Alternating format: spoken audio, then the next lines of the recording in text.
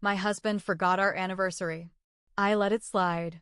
Then I found out he took his mother out instead to a fancy dinner I had booked for us. She needed it more than you, he said. I canceled the reservation. But she didn't cancel the post she made later, a picture of them holding hands with the caption, "The only woman who'll never leave him."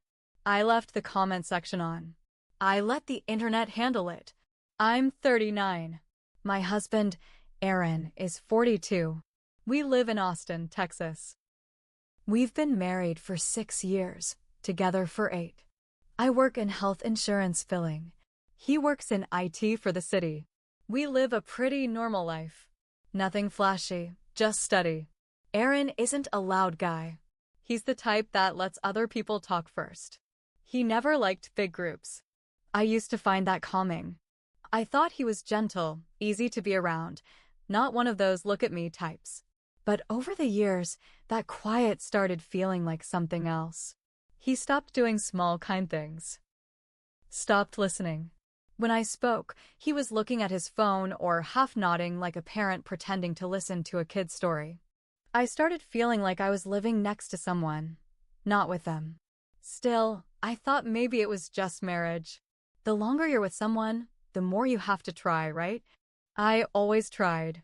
This year was supposed to be different. I had big plans for our 6th anniversary.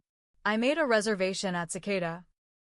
It's a little place downtown where we celebrated our 3rd anniversary. It's dimly lit, quiet, great food, real cloth napkins. We always said it was our spot. I booked it 2 months ahead. Told him about it 5 times. Sent him the email with the reservation. Even reminded him the week before. He smiled and said, "I got it. Looking forward to it." So, April 12th comes. I left work early so I'd have time to get ready. Took my time doing my makeup, curled my hair, even put on that navy-wrapped dress he once complimented on our 2nd date. I lit a candle in the bathroom while getting ready. I wanted to feel excited again. I thought maybe this would bring us back together. I was ready by 6. Reservation was for 7. At 6:30, I still hadn't heard from him. No text, no call. I tried not to panic. Maybe he got held up at work? At 6:45, I called him. He answered on the 2nd ring. I could hear plates and soft jazz music in the background. "Hey," I said, trying to sound normal. "You on your way?" "To what?" he asked. I laughed a little, thinking maybe he was joking. "Dinner? Our anniversary." He went quiet, then said, "Wait, that's tonight?" I sat down on the edge of the bed. "Yes, Aaron. It's today, April 12th. I've told you so many times." He sighed, not apologetic. Annoyed. "Shit. I thought that was next week. Where are you?" "I'm at Cicada." I thought I misheard him. "You're where?" "Cicada. Mom had a rough week." I figured she needed to get out of the house. I used the email confirmation you sent me. I couldn't even speak for a second. He kept going like it was no big deal. "She's been feeling down, and honestly, I didn't want her sitting home alone." "You're fine. You're strong. She needed this more than you right now." I hung up. I didn't cry. Not yet. I just sat there, numb, in full makeup and heels, staring at the wall. Then I called the restaurant. Told them to cancel the reservation under my name. Told them the people there weren't authorized to use it anymore. I made it clear they shouldn't be given the free dessert that came with the anniversary package. I was polite but firm. Then I poured myself a glass of wine and sat in silence for a while. At around 9:15, I got a Facebook notification. His mom had posted a picture. Her and Aaron, smiling at Cicada. Candles on the table. Plates empty. Wine glasses full.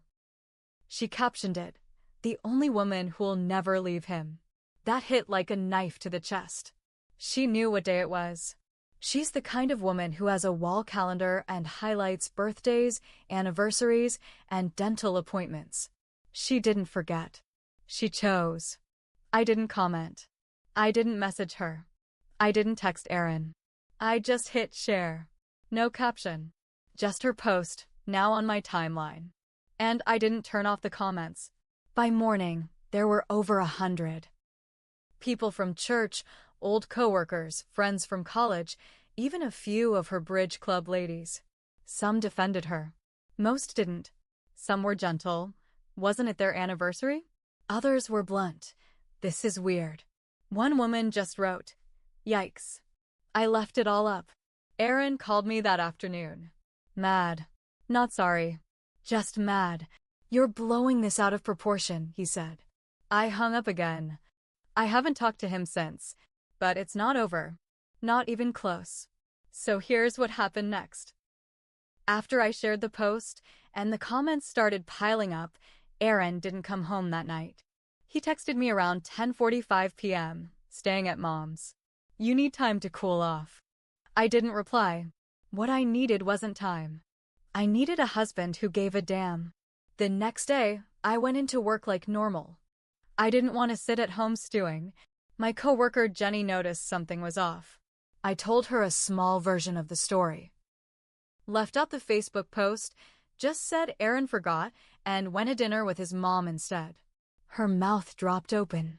"He what?" Then she looked me dead in the eyes and said something that stuck with me. "You know this ain't the first time he chose her over you, right?" I blinked. "What do you mean?" Turns out, Jenny had seen Aaron and his mom together at another dinner about a year ago. Not just any dinner, Valentine's Day. She thought maybe I was working late or out of town. I was neither. I was home. He had told me he was working late that night. I even remember texting him around 8, asking if he wanted me to save him leftovers. He said no, he'd grab something on the way back. He grabbed it, all right. With his mother. That put a pit in my stomach I couldn't ignore. Later that week, I went through our joint credit card statements. I wasn't looking for cheating. I didn't think he was cheating. I was looking for patterns. And there they were. Dozens of restaurant charges over the past 2 years. Some were obvious business lunches. But others? Places we never went to. Places he always said were too pricey for us. But not for her. He was whining about saving for a new car, but he was dropping $200 at steakhouses every other week. With her. I called the last restaurant he visited before our anniversary. Asked who the reservation was under. His mom's name. I started to feel sick. It was like I was the side character in my own marriage. The next day, I pulled a move I'm not proud of. But I don't regret it. I logged into his iCloud account. He never changed the password after we set it up when we first got married. He didn't cheat. No flirty messages. No other women. But there were texts between him and his mom that made my skin crawl. February 13th. Her. "Don't forget we have our Valentine's dinner tomorrow. Same place. 6:30. I'm your forever date." Him. "Wouldn't miss it, Mom. You're my #1 girl." Her. "She'll be fine. You know how strong she is. Not like me." Him. "I know. She never complains." They had dinner dates. Weekly ones. He never told me. Sometimes twice a week. She called it their tradition. I guess I was just supposed to be grateful he came home after. That weekend, Aaron finally came back to the house. I was on the couch watching something mindless, just trying to not fall apart. He walked in like nothing happened. "Hey, you want to talk?" I turned off the TV. "Sure, let's talk." We sat down across from each other. He looked tired, like he had been through something. "I feel like you overreacted. It was one dinner. My mom's been feeling low. She said you'd understand." I stared at him. "You used the dinner I planned for our anniversary to take your mother out and then blamed me for not understanding it?" He shrugged. "She raised me. She sacrificed everything. You know how close we are." I asked him something then that I wish I had asked years ago. "If you had to choose between her and me, who would you choose?" He didn't even think. "My mom, obviously." That was it. That was the moment I knew. Not just that he didn't love me the way a husband should, but that he never really did. Not the way I needed. Not the way a marriage needs. I said nothing. just stood up and went into our bedroom. I started packing a bag. Not mine. His. He followed me, confused. What are you doing? You can go back to your mom's, I said, calm as ice. She's your number one girl. You don't need me in the way. He laughed, like it was a joke. You're kicking me out because I forgot a date? I looked him dead in the eyes. No. I'm kicking you out because I finally remembered mine. He blinked. What date? The day I stopped being your wife and started being your replacement caretaker. He didn't say another word. Just packed and left. But this story isn't over. Because his mother wasn't done. And neither was I. A week after Aaron moved out, I started breathing again. Not fully, more like short gasps, but it was something. The house was quiet. Not the cold kind of quiet we'd had for the past year, but peaceful. Honest quiet. I could leave a dish in the sink without hearing a sigh behind me. I could fall asleep without pretending not to feel a body next to me that felt miles away. I thought that would be the worst of it. I was wrong. It started small. Little things. My car tires looked low one morning. All four of them. Not flat, but close. I drive a newer Corolla. It has those sensor alerts. Said all four tires were at 22 psi. I always keep them at 34. Weird, I thought. Maybe the weather? Then the mailbox got left open. Twice in 3 days. Once with the mail still inside, soaked from the rain. Then my neighbor Martha caught me outside one morning. She's sweet, mid-60s, always wearing a cardigan no matter the season. She hesitated before speaking. Honey, was that your mother-in-law parked outside your house Tuesday night? I froze. What do you mean? I walk my dog late. Around 11:30. There was a silver Lexus sitting there. Lights off. Just parked. I walked by and saw her in the driver's seat. She looked like she was watching the house. I thanked her. Told her it was probably nothing. But I knew it wasn't. I checked my ring cam footage. There she was, Aaron's mom, sitting outside my house. Twice in 1 week. Always after 11 p.m. Just sitting there. I told Aaron. Texted him the footage and said, "You need to talk to your mother." He replied, "She was just worried about you. You've been acting unstable." Unstable. That word hit me in the throat. She stalks my house, flattens my tires, ruins my mail, and I'm unstable? I didn't respond. That night, I got a call from an unknown number. Voicemail. It was her voice. "You're tearing him apart. I hope you're happy. You took my son from me. You embarrassed us. Everyone's talking. You don't deserve him." She was crying. But it wasn't sadness. It was something else. Bitterness. Entitlement.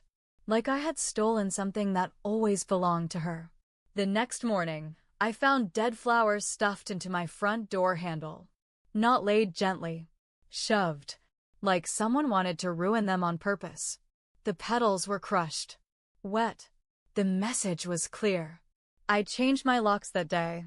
A week later, I got served. Aaron was filing for legal separation. Not divorce. Separation. Which in Texas doesn't mean much legally, but it was a shot across the bow. A message. You won't leave clean. And inside the paperwork, under reasons, he wrote, emotional instability. Inappropriate use of social media to damage reputation. Refusal to seek counseling. He was building a story. One where I was the problem. I needed to act, and quick. So I did what I never thought I'd do. I called his father. They'd been divorced for 20 years. Aaron rarely talked to him. But I had his number from a Christmas card he once sent us. I figured he might know what I was dealing with. Turns out, he knew exactly. His first words? "You're not the first woman she's done this to." He told me about Aaron's ex-girlfriend from college. A sweet girl named Dana. They dated for 3 years. Lived together. Talked marriage. Until one day, Dana just disappeared. No call. No goodbye. Nothing. Aaron said she got cold feet. But his father told a different story. Apparently, Erin's mom showed up at Dana's job, told her she was stealing her baby and ruining his future, threatened her, embarrassed her, left voicemails. Dana filed a police report. Erin sided with his mother. Dana moved states to get away. That shook me. Hard. But it also lit a fire. Because now I knew I wasn't just fighting Erin. I was fighting a whole pattern. A sick, twisted legacy. And it was time to end it. I sat with everything his father told me for a full day. I didn't cry. I didn't scream.